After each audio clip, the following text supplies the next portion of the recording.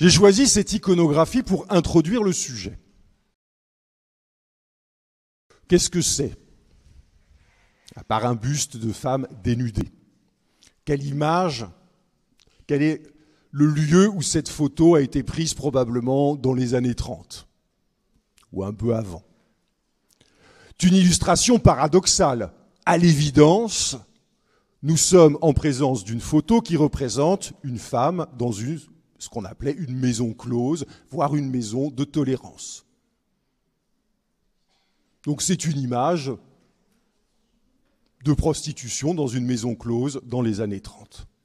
Donc en quoi ceci illustre-t-il les bonnes mœurs qui seraient passées? A priori, l'image est paradoxale puisque nous sommes en face d'une situation dont a priori on n'imagine pas qu'elle est spécialement conforme aux bonnes mœurs. Et que même moralement, avec un regard d'aujourd'hui, certains pourraient considérer qu'elle est moralement choquante. Si elle est représentative des bonnes mœurs, c'est qu'elle illustre le fait qu'un lieu dans lequel il peut y avoir de l'immoralité, c'est que ce lieu est acceptable et donc est respectueux des bonnes mœurs parce qu'il intervient, parce que ce lieu est à l'abri des regards. En quelque sorte, ce que dit cette photo, c'est que les bonnes mœurs peuvent s'accommoder d'une forme d'hypocrisie. Ce que dit cette photo, c'est que les mœurs ont partie liée, non pas avec une idée de moralité, mais que les mœurs ont partie liée avec une idée d'acceptabilité et d'acceptabilité sociale. Et donc ce que montre cette image, c'est qu'on peut s'accommoder d'une pratique pourvu qu'elle demeure discrète. Voilà ce que je veux que vous compreniez, que je vais approfondir.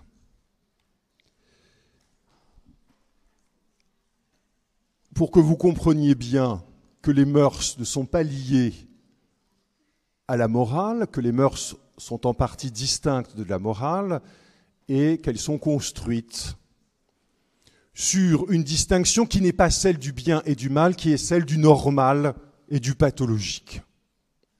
Et cette distinction, l'auteur qui l'introduit de manière la plus structurée, c'est un philosophe à la fois médecin, qui s'appelle Georges Canguilhem et qui est né en 1904 et mort en 1995. Canguilhem part du mot normal. Et quand on pense au mot normal, si on raisonne en termes logiques, en termes de définition, on va regarder normal, c'est ce qui est conforme à la norme. Mais en pratique, ce qu'on considère comme normal, c'est plutôt autre chose. Ce qui est normal, c'est ce qui va de soi. Vous savez, c'est l'expression, vous marchez dans la rue, une personne un peu âgée ou qui souffre d'un handicap fait tomber un objet par terre, vous le ramassez à sa place, personne vous dit c'est trop gentil, vous dites « oh, c'est bien normal ». Voilà, c'est bien normal parce que ça va de soi. Vous n'allez pas passer en disant « bien fait pour toi, la prochaine fois tu feras attention ». Voilà. Ça vous fait rire. On ne fait pas ça. Et si en revanche vous faisiez ça, quelqu'un pourrait passer à côté en disant « c'est pas normal ». En fait, le normal ne s'oppose pas à l'irrégulier. Le normal s'oppose, et c'est ce que montre Canguilhem, au pathologique. Et le normal et le pathologique dans la société est la transposition au corps social de ce que la santé et la pathologie sont au corps physique. Le riche, qui était un grand chirurgien, je fais une digression, mais c'est très bien ça, sort un peu de la pure technique. Le riche, qui est un chirurgien contemporain de Canguilhem, et que quand Canguilhem lit avec attention, on lui demande qu'est-ce que la santé ? C'est quoi être en bonne santé ? Eh bien, il dit la santé, c'est vivre, c'est la vie, dans le silence des organes.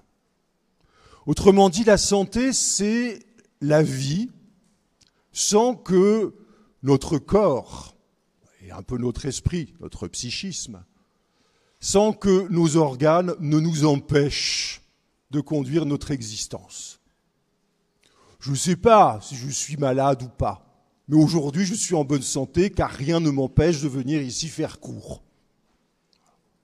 Je ne subis pas les obstacles, je fais ce que je dois faire comme c'est attendu, ce que j'ai envie de faire comme c'est attendu.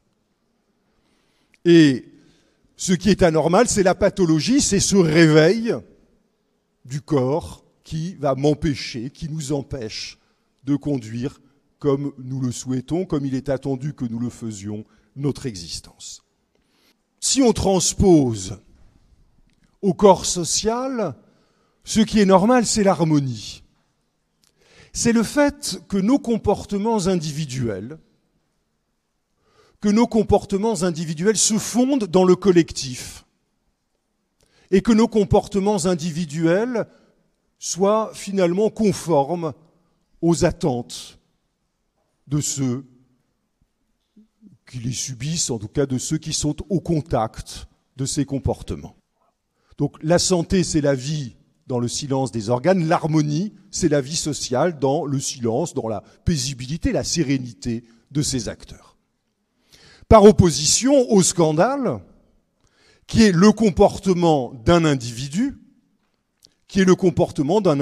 ou de plusieurs individus, qui suscite une forte réprobation du corps social.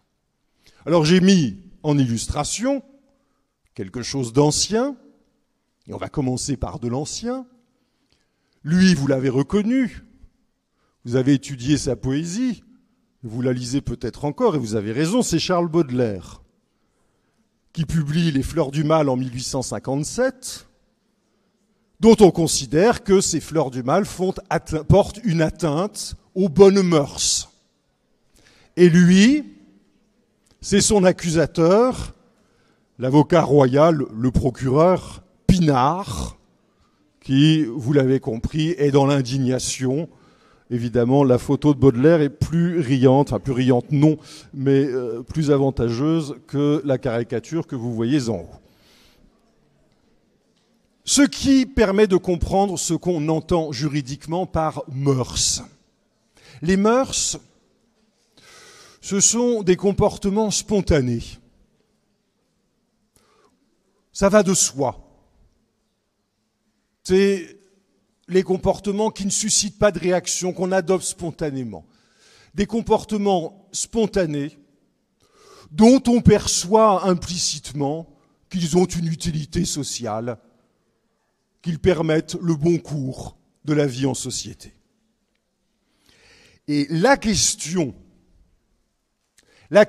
qui préoccupe le juriste est de savoir si on doit tenir compte de ces mœurs lorsqu'elles s'exercent, lorsqu'elles sont invoquées au détriment d'un individu, qui est dans la déviance.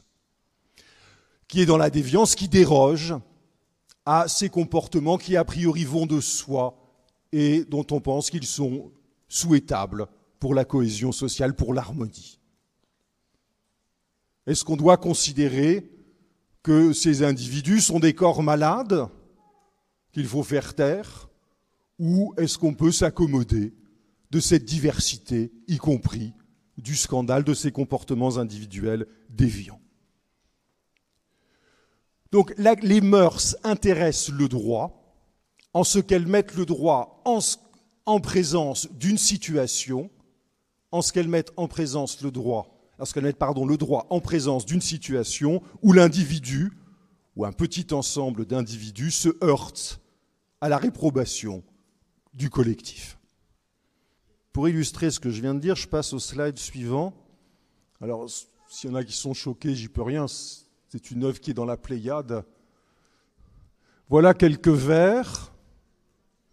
Ainsi je voudrais une nuit, quand l'heure des voluptés sonne, vers les trésors de ta personne, comme un lâche ramper sans bruit. Et la suite, pour châtier ta chair joyeuse, pour meurtrir ton sein pardonné, etc. C'est évidemment un poème érotique. C'est une œuvre littéraire. Et voilà un extrait du réquisitoire de Pinard, le procureur qui censure. Et regardez les mots. Parce qu'on répond à Pinard, on dit, vous voyez bien que Baudelaire écrit sur la nudité et l'érotisme. Et on lui dit à Pinard, mais regardez les statues grecques, qui sont toutes nues, et même sans feuilles de vigne. Là où elle peut être placée. Même les statues de la Renaissance, les héros de Michel-Ange sont tout nus. On ne cache rien. Alors on dit oui, mais dans les temples, il pense aux temples grecs, aux temples romains, sur la place publique, ces statues ont une nudité chaste, beauté plastique, des formes harmonieuses. Vous voyez que le réquisitoire de Pinard est l'illustration de ce que j'expliquais il y a quelques minutes sur le normal et le pathologique. Pinard dit ce qui est supportable dans la nudité, c'est ce qui incarne la santé, la beauté plastique. Quand on est en mauvaise santé, il n'y a plus de beauté plastique. Donc ce qui incarne le normal, c'est la santé, l'harmonie, par opposition à ce qui fait scandale, qui représente l'avilissement, les palpitations, donc autant de mots qui évoquent la pathologie, la maladie, et qui, de ce fait, manquent au respect de la vie sociale qu'avaient ceux qui mettaient en sculpture et en peinture la santé dans son expression la plus nue, et le respect de la vie sociale que méprisent ceux qui, comme Baudelaire, on peut ne pas être convaincu, ceux qui, comme Baudelaire, mettent en scène les chairs avilies et palpitantes. Donc vous voyez bien comment fonctionne la mécanique des mœurs. Quelle est l'attitude du droit au regard de ces mœurs, de ces comportements spontanés qu'on pense utiles à l'utilité sociale et de la réaction que le droit a en face de ces situations où un individu, Baudelaire, fait l'objet d'une réprobation sociale avant d'être, ici, vous l'avez compris, une réquisition d'ordre juridique. Le principe est un principe d'indifférence. Le droit ne se soucie pas des mœurs et le droit ne se soucie pas non plus du fait que les mœurs, les habitudes des uns et des autres puissent susciter une réaction du corps social et une réaction négative. Donc, quelle est la position du droit lorsque les mœurs de l'individu, lorsque les pratiques d'un individu ou d'un groupe d'individus viennent heurter ces pratiques collectives reçues comme utiles collectivement? Une réaction a priori d'indifférence pour au moins 3 raisons. Une raison essentielle, une raison substantielle, une raison pragmatique. Par essence, nous le savons, le droit est une construction rationnelle. Il n'y a donc aucune raison. Le droit est une construction rationnelle, une œuvre de raison. Il n'y a donc aucune justification à ce que le droit entérine de simples pratiques collectives,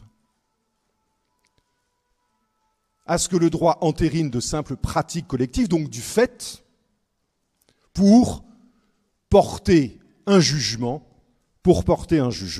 contre tel ou tel individu dont le comportement serait jugé déviant. Donc le droit n'a pas à prendre fait et cause. Pour la cabale des dévots, si je me remets à l'époque de Don Juan, contre Don Juan. Don Juan est un libertin, grand bien lui fasse. On le critique, il assume.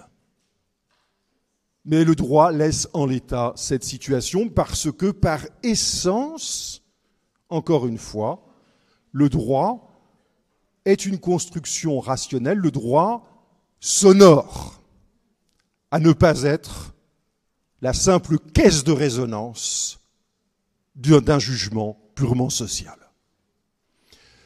Par substance, un des principes structurants du droit, c'est le principe de liberté. La liberté est au fronton de toutes les grandes déclarations de droit. Cette liberté, juridiquement affirmée, cette liberté interdit de porter un jugement sur les mœurs des uns et des autres, et cette liberté interdit de porter un jugement défavorable sur le comportement d'un ou de plusieurs individus au prétexte que ce comportement serait jugé anormal par une majorité, en tout cas par une partie plus prépondérante, plus prégnante au sein de la société, au sein du corps social. Et donc le droit, parce qu'il consacre ce principe de liberté, le droit s'interdit de porter un jugement. Et puis, alors, petite incidente, si le droit, aujourd'hui plutôt, le droit peut se soucier de ce jugement défavorable dont un individu fait les frais à raison de ce qu'il est, de son comportement, parce que celui-ci est jugé contraire, anormal par la collectivité. On parle beaucoup de harcèlement et de harcèlement sur les réseaux sociaux. Ce n'est rien d'autre, le harcèlement sur les réseaux sociaux, que ce qu'on fait subir en 1850 à Baudelaire lorsqu'il écrit Les Fleurs du Mal.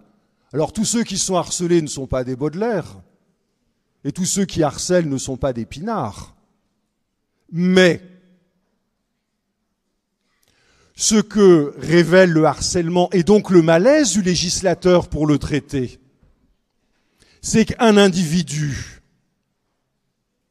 un garçon ou une fille, dont le comportement peut paraître atypique et qui devient la cible d'un grand nombre, qui généralement trouvent assez légitime, jusqu'à ce qu'on les arrête dans leurs excès, mais qui généralement trouvent une bonne raison de dire oui mais il est ceci, oui mais il est cela. C'est la même mécanique qui opère. Et dans ce cas, le droit, vous le comprenez, s'élabore en contradiction avec les mœurs pour préserver la liberté de l'individu contre un jugement défavorable et les conséquences, parfois dramatiques, que ce jugement collectif peut avoir sur l'individu. Enfin, la raison pour laquelle le droit, a priori, se désintéresse de la question des mœurs, la troisième raison, elle est pragmatique. Je viens de dénoncer l'excès du jugement collectif sur le sort des individus. Mais malgré tout, les mœurs et les réactions qu'elles engendrent au sein du corps social, donc la désapprobation de ceux qui dérogent à la norme, Les mœurs et la réaction qu'elles peuvent susciter au corps social ont une utilité pour le bon fonctionnement de la vie sociale. Je vous l'ai dit, les mœurs ont une sanction. Pas une sanction juridique, une sanction de fait. Les mœurs sont une sanction de fait. Celui qui déroge à la norme s'expose à un jugement défavorable. Alors, lorsque l'excès est présent, il faut le réprimer, il n'y a pas de sujet. Mais cette désapprobation a un effet positif d'un point de vue juridique, a un effet d'ordonnancement de la société civile sans que le droit ait besoin d'intervenir. Et pourquoi ne pas laisser fonctionner cet ordonnancement et observer en droit un principe de prudence qui est de laisser faire si les choses fonctionnent. Exemple. Il est dans le cours polycopié, mais je le reprends parce qu'il est significatif. Je reviens sur les réseaux, sur les sites, sur le commerce en ligne. Sans les mœurs, le commerce en ligne, surtout lorsqu'il est international, ne fonctionnerait pas. Vous pouvez poser toutes les règles que vous voulez pour réglementer le commerce en ligne. Vous n'arriverez jamais à un fonctionnement régulier et à un fonctionnement à la satisfaction de tous ceux qui y ont recours. Si vous achetez un bien électroménager ou un téléphone, peu importe, sur un site, que ce bien doit vous être fourni, que ce site est logé en Allemagne et que le bien sera fourni par une entreprise située en Australie. On vous donne des tas de droits. Mais qu'est-ce que vous allez exercer vos droits déjà en Allemagne et en plus en Australie pour un bien que vous aurez payé quelques centaines, voire quelques dizaines d'euros? Rien. Mais qu'est-ce qui fait que cette situation se produira assez rarement? C'est que celui qui fait commerce en ligne, que ce soit sur une plateforme professionnelle, que ce soit sur le Bon Coin, celui qui fait commerce en ligne, c'est qu'il s'expose à une appréciation de sa prestation. Et que si sa prestation est mauvaise, il sera identifié comme tel et donc, de fait, mis à l'égard du réseau qui permet ce commerce en ligne. Et donc, vous voyez qu'ici, c'est une mécanique de fait, c'est la mécanique des mœurs. C'est pour ça qu'il ne faut pas retenir une définition trop restrictive.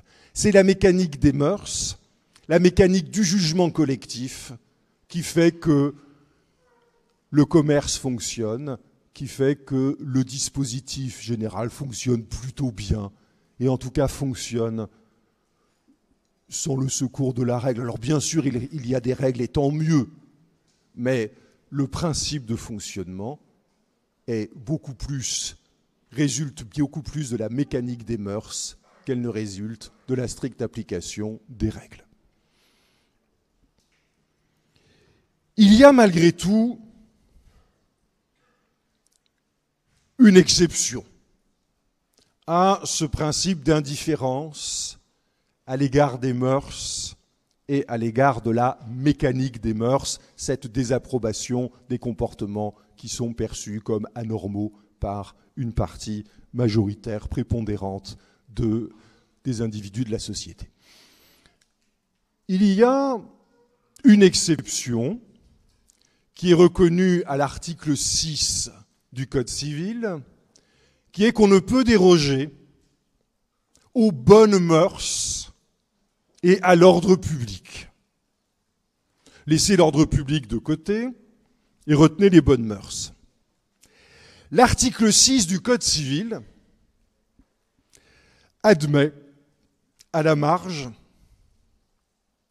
que certaines mœurs, donc certains comportements spontanés ayant reconnu comme ayant une utilité sociale, certaines mœurs participent tellement de l'harmonie, donc de la paix civile ou de la cohésion sociale, ce sont les mêmes mots pour désigner la même chose. Certaines mœurs participent tellement de l'harmonie que le droit juge utile de les élever au rang de règles de droit et de règles impératives auxquelles on ne peut pas déroger. Donc vous voyez toujours cette mécanique juridique du principe et de l'exception. On rejette les mœurs et leur mécanique, mais exceptionnellement, parce qu'on est prudent, parce qu'on ne sait jamais, on réserve l'hypothèse où les mœurs sont tellement prégnantes qu'il importe de leur donner une portée juridique. Et ces mœurs, c'est ce qu'on appelle les bonnes mœurs, qui figurent bien à l'article 6 du Code civil.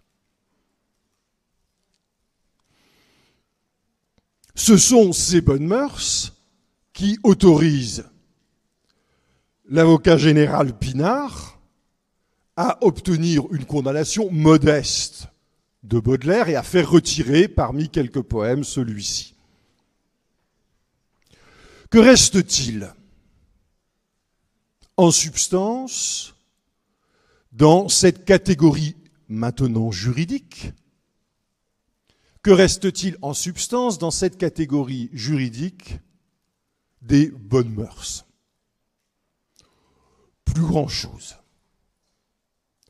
voire plus rien du tout, mais, ce sera le troisième point, on a vu la mécanique des bonnes mœurs, le normal et le pathologique, dans un deuxième temps comment le droit réagit, et dans un troisième temps, puisque nous savons que le droit admet les mœurs au rang de normes juridiques seulement si elles sont des bonnes mœurs, donc nécessaires absolument à la vie sociale, comment cette notion de bonne mœurs, comment le contenu de cette notion de bonnes mœurs a évolué.